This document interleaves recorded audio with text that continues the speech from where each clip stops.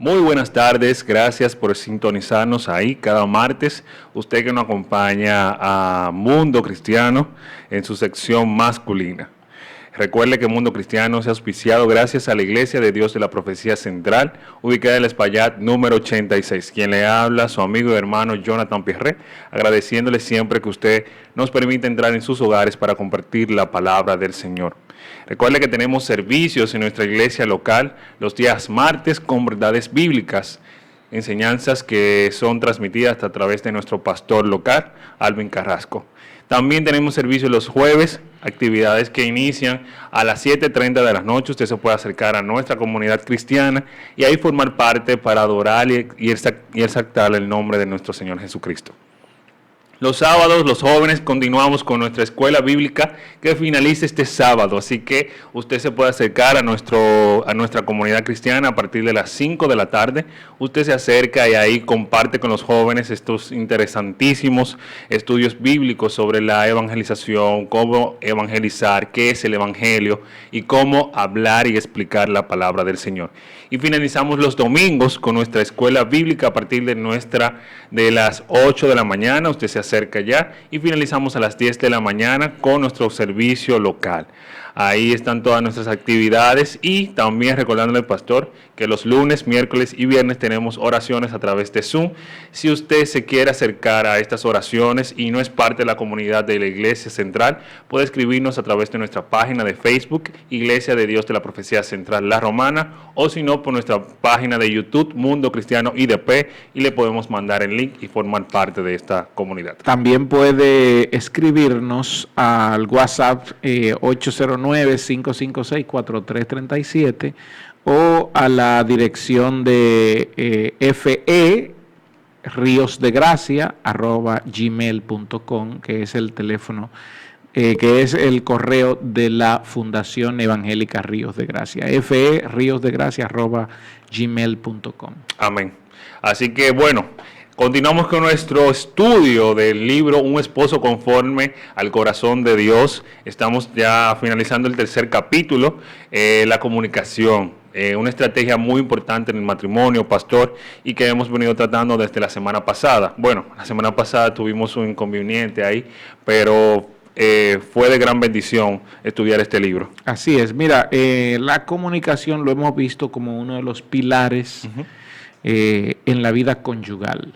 De hecho, la última vez yo hablaba acerca de lo que se ha creado alrededor de la comunicación y hay un pensamiento que dice que es imposible no comunicar. Exacto. Entonces, ¿qué error cometen los esposos o las esposas cuando no logran comunicarse? Uno de los grandes problemas que trabajamos en terapia son los problemas de comunicación. Y lo he visto mucho, esposos que no hablan mucho, esposas que comunican demasiado, porque eso también trae ciertos conflictos. Y el esposo a veces hasta quedarse callado está comunicando algo, está comunicando que él no quiere ser molestado, que él no quiere hablar sobre el tema. Y a veces las esposas no entienden esta perspectiva y ellas siguen hablando. De ahí hay un dato estadístico que dice que la mujer habla 5 veces más que el hombre, es decir, cuando el hombre quiere hablar 5,000 palabras, la mujer ha hablado 25,000 palabras. Entonces, y Dios nos creó así. Sí. El hombre, nos entendemos así. Exactamente, pero es todo haciendo un esfuerzo de que el hombre aprenda a escuchar y que la mujer también aprenda a callarse en algunos puntos para que podamos coordinar, hacer una conciliación correcta y que esto funcione así. Sí, y se comparta el pensamiento. O sea, porque si no hacemos silencio en un punto, yo no voy a escuchar ni a entender lo que tú me estás diciendo. O sea, es, como usted decía, rema y lobos. O sea, exacto. Yo tengo que entenderte, escucharte para yo poder darte una respuesta a lo que tú dices. Exactamente. Por eso Jim George lo trabaja de manera magistral aquí en este capítulo. Y él habla de las bendiciones de la buena comunicación. Y él expresa varias bendiciones de la buena comunicación. La primera dice que Dios recibe honra honra cuando hacemos las cosas a su manera. Y la manera de Dios es que nos comuniquemos. Claro. Es que seamos claros el uno con otro, es que no nos ocultemos las cosas. ¿Qué pasa cuando, y eso se está dando muy común porque ya he trabajado varios casos en terapia, qué pasa cuando el esposo tiene su teléfono bloqueado y la esposa no tiene la clave? Está ocultando cosas. Exacto. Lo mismo pasa con la esposa y entonces los dos suelen decir, esa es mi privacidad. Quiero decirle a nuestros queridos oyentes que después que nos casamos no existe tal privacidad. No existe eso de mi privacidad, porque ya no se trata de mí, ni se trata de ti, se trata de nosotros. De nosotros. Porque aquí es en el único lugar donde dos se convierten en uno. Dos se mezclan, hace una mixtura y nos convertimos en uno. Por lo tanto, lo correcto es que nosotros seamos claros, seamos sinceros, porque la claridad y la sinceridad en este punto trae como principio la lealtad. Claro, y la confianza entre mi pareja y nosotros. Porque ahí es donde voy. La confianza y la seguridad traen como principio la lealtad, hasta rima, pero esa es la realidad. Y la lealtad echa fuera el celo. El celo, el temor, la desconfianza. Fíjate cómo es la cosa. Yo confío en mi esposa y sé que donde quiera que ella está, ella es leal a mí. Exacto. Entonces, ¿qué importa que alguien quiera llenarme la cabeza o llenarle la cabeza a ella? Eso no me causa celo porque aparte de todo, el celo es un fruto de la carne. Y en los cristianos ya no debe existir este fruto. Antes éramos así, en Cristo ya no somos así, porque ahora nos atañe, nos une, nos ata un principio de lealtad. Hay una segunda bendición que también establece Jim George, que es muy interesante, es la amistad con su esposa resulta fortalecida. O sea, cuando tú tienes una comunicación fluida con tu pareja, la amistad crece.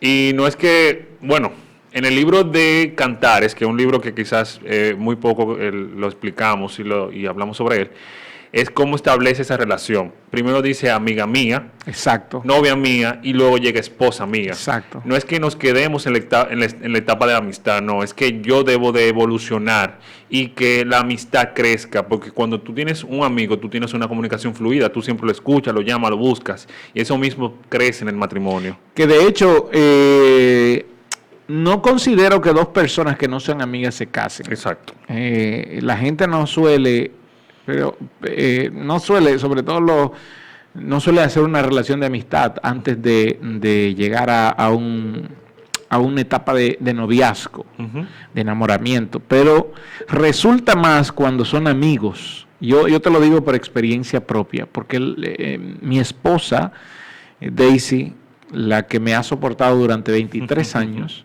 fue mi amiga, fue mi confidente.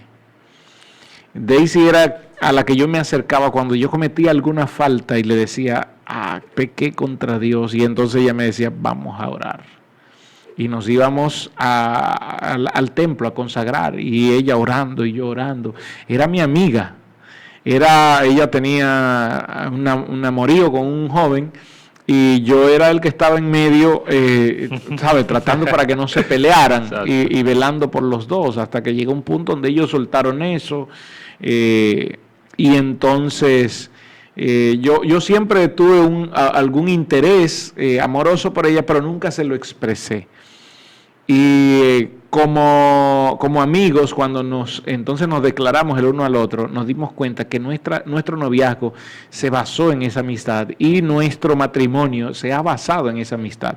Daisy es mi amiga, yo no tengo otras amigas que no sea mi esposa. Exacto. Es decir, yo no hago una amistad fuera de mi matrimonio. Si yo tengo a alguien a quien quejarme, es a mi esposa. Claro. Si tengo a alguien con quien hablar, es a mi esposa, porque esto también honra a Dios. Claro, porque es que cuando tú tienes esa relación de amistad con tu pareja, ya existe ese nosotros, ya, o sea, al principio como lo decíamos, y ya yo me quejo, me guardo, ya yo me comunico contigo, porque anteriormente yo lo hacía con un amigo, o sea, con mi amigo yo tengo esa confianza porque no tengo esa pareja, pero ya cuando tengo esa pareja, entonces ya suelto lo demás. Debe ser ella mi confidente. Exactamente. Si tengo algún problema, mi esposa es la primera que debe saberlo. Mi esposa tiene que conocer mis debilidades y mis fortalezas porque ella es la que conoce todo mi cuerpo. Y pasa algo muy difícil ahora mismo en las sociedades y es que no estamos poniendo en práctica eso. A veces el marido pasa a ser el último en enterarse quizá una situación. Sí, porque hemos hecho una división de sentimientos, hemos hecho una división de alma y físico, es decir, una división físico-almática. ¿A qué me refiero con esto? Yo te entrego mi cuerpo, mi físico, pero mi alma está escondida. Es decir, mis pensamientos, mis emociones, todo eso lo escondo de ti. Y entonces tengo una actividad sexual contigo, pero no tengo un diálogo. No tengo una razón por qué hablar. No tengo. Y esto lo que hace es fracturar. Así que un matrimonio que esté en esa base, desde que los hijos crezcan, si tienen hijos, ellos se van a separar. O sea, por eso ustedes deben... Porque no hay nada que los una. Claro, ya hay gente que tiene 50 años y dice, oye, ¿por qué se van a separar ahora? Porque nunca hubo una unión. Nunca hubo una amistad, exactamente. No, nunca. Entonces eso pasa, o sea, por la falta de comunicación, yo voy y me comunico con un amigo porque tú no me escuchas, tu falta de interés, tu falta de deseo, tu falta de comunicación ha impedido que nosotros nos relacionemos. Tú sabes que yo le suelo anunciar a los novios, miren, yo hago, para los amigos que nos escuchan, yo hago unas aproximadamente 8 reuniones prematrimoniales. Cuando unos novios se me acercan y me dicen, estamos orando, entonces yo empiezo con ellos una serie de charlas y en esas charlas hablamos claro. Es decir, yo como pastor le hablo claro. Y esa charla terminamos con una que se llama Cortando el Ombligo, donde ahí invitamos a los padres de ambos para que ellos se den cuenta de que estos muchachos están formando una familia, quieren formar una familia, y que su trabajo como padre debe ser el vigilar de que ellos hagan las cosas bien y no entremeterse. Bien, en toda esa formación queremos crear una amistad y saber que ella pueda conocerlo completamente, la familia de donde viene, conocer sus emociones, su situación, su manera de comportarse y que él también pueda conocerla a ella. Lo que buscamos es fortalecer ese cuadro de amistad. Que ellos se conozcan y que no tengan ni miedo ni tengan vergüenza el uno del otro. Claro. Para que la familia no interfiera en ese punto. Exactamente, porque ellos son los que tienen que crecer en ese aspecto. Otro punto muy importante que lo vemos aquí es disminuyen los malos entendidos. La comunicación disminuye los malos entendidos. A mí me sorprende porque yo trabajo comunicando, o sea, yo llego a mi casa y llego con la voz cansada. Porque mi trabajo tiene que ver mucho con la comunicación. Entonces, cuando yo trato de comunicarte para que no quede nada ambiguo, para que tú entiendas el trabajo que debes de realizar. Y cuando tú estás en un matrimonio, debe de ser así. Tú debes de explicar claramente lo que yo necesito, lo que yo quiero, lo que necesitamos para crecer, para que no quede nada ambiguo en esa parte. Exacto. Fíjate que siempre nosotros recomendamos, cuando se habla de comunicación, se recomienda mucho el feedback. Exacto. El feedback es prácticamente cuando yo hablo contigo, te digo algo, y entonces yo quiero saber si tú entendiste lo que yo te dije, porque lo importante aquí no es lo que yo te dije, es lo que tú has entendido de lo que yo te dije. Incluso en comunicación hay preguntas vitales como eso, o sea, son preguntas... De la última frase que usted me dijo, yo voy a hacer una pregunta para ver si he entendido lo que yo Exacto. Entonces el feedback trata de eso, de, a ver, ¿qué fue lo que te dije? Exacto. O ¿qué tú entendiste de lo que yo te dije? Ah, bueno, yo entendí esto y esto, porque esto crea que haya menos malentendidos. Exactamente. Que no haya malentendidos. Malentendidos. Ok, después si no se hace, entonces podemos sentarnos a conciliar todo esto y saber que hubo una mala interpretación o que no salieron las cosas como pensábamos, pero nunca que nos malentendimos, porque tú tienes la idea bien clara y yo te la he expresado bien clara. Y vamos a resolver bajo esa idea. Exacto. Otro que mejora, que hemos tratado ese punto en los deportes, mejor trabajo en equipo. O sea, se mejora el trabajo en equipo porque yo sé lo que yo debo de hacer, yo sé lo que tú debes de hacer. Si a mí me toca pagar la luz, yo sé que yo debo de pagar la luz. Si a ti te toca pagar la casa, bueno, yo sé que... Obviamente... Sí, fíjate, en este punto lo que hemos tratado de hacer es que sea el trabajo más en equipo. Exactamente. Porque todavía aquí hay una división del trabajo y en una empresa donde haya, bueno, las empresas optan por la división del trabajo para que cada empleado pueda saber qué le corresponde. Pero que todos vayan unidos. Pero que todos vayan unidos para completar los objetivos de la empresa. Exacto. Entonces, en el matrimonio es igual. Pero ¿qué es lo que nosotros recomendamos? No que haya una división de ese tipo de cosas, de ese tipo de roles, sino que todos los roles vayan a un solo sitio. Yo siempre les recomiendo a la pareja, tengan una sola cuenta, por ejemplo. Tengan una sola cuenta, que el depósito que a mí me van a pagar, que vaya a esa cuenta, y que a ti te vayan a pagar, que vaya a esa cuenta, y que de todos los gastos salgan de ahí, para que sea mucho mejor y para que el trabajo en equipo sea más claro. Que cuando analicemos la cuenta, los dos podamos decir, bueno, de aquí salieron 20,000 pesos, pero sabemos que de ahí se pagó la casa, se pagó la luz. Exactamente. Pero que los dos estemos claros. Que no hayan gastos individuales. Exacto, porque en el matrimonio no se da eso. No. El día de hoy, el matrimonio se da es que yo no sé lo que tú haces con tu dinero. Eso es un problema. Eso es un error y un problema que lo que va a llevar es dar como resultado más problemas. Yo no sé lo que tú haces con tu dinero, o tú a mí no me das, pero el dinero es de ambos. Entonces, porque al final, y eso lo sabe hasta la ley, al final cuando ellos deciden divorciarse, ¿qué es lo que hace la ley? Partición de bienes. Partición moché por la moché, como dicen en mi campo. Es decir, mitad por la mitad. Te voy a dar, no, es que tenemos 10 casas, bueno, pero hay 5 que son de ella y 5 tuyas. Entonces, aún en el divorcio partimos la mitad, sin embargo en el matrimonio no queremos unificar nuestros gastos, nuestro interés para que esto avance, porque se supone que el matrimonio no tiene fecha de caducidad. Y eso habla mucho de la vida espiritual del matrimonio. Exactamente. O sea, la representación de sus gastos, de su vida financiera, es la representación de su vida espiritual. Mira, por eso mismo es que Jim George dice que la paz y la armonía se refuerzan. Exactamente, se refuerzan. Es decir, cuando pasa todo eso, la paz, la armonía se refuerza. Y incluso él dice que la relación conyugal adquiere una mayor significancia. Exactamente. Cuando todo eso pasa. Entonces, cuando vamos a la cama, a lo que el apóstol Pablo llama al deber conyugal, nosotros lo magnificamos y no estamos pensando en los problemas externos, sino que estamos dándole gracias a Dios porque estamos glorificando su nombre al momento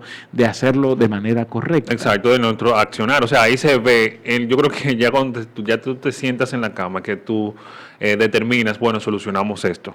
Lo hicimos juntos, lo hicimos bien. Bueno, no lo hicimos, no funcionó con esta estrategia, podemos hacerlo de esta forma. O sea, ahí como que ya la paz reina en ese momento. Bueno, a eso es que se refiere el apóstol Pablo cuando en el capítulo 7 de 1 de Corintios está hablando sobre los deberes conyugales y le está explicando a los corintios su punto sobre los deberes conyugales, y él habla del deber conyugal. No se refiere solamente al tema sexual, pero lo incluye. Es decir, el deber conyugal no es solo el tema sexual, aunque va incluido. Se refiere a toda la promesa que nosotros hicimos. ¿Cuál es el deber conyugal mío? Yo prometí delante de Dios y delante del testigo, que era el juez, y de los testigos que estaban ahí, que le iba a amar, que le iba a cuidar, que le iba a respetar, que le iba a ser fiel, que le iba a honrar hasta en la salud, en la enfermedad, hasta que la muerte lo separe.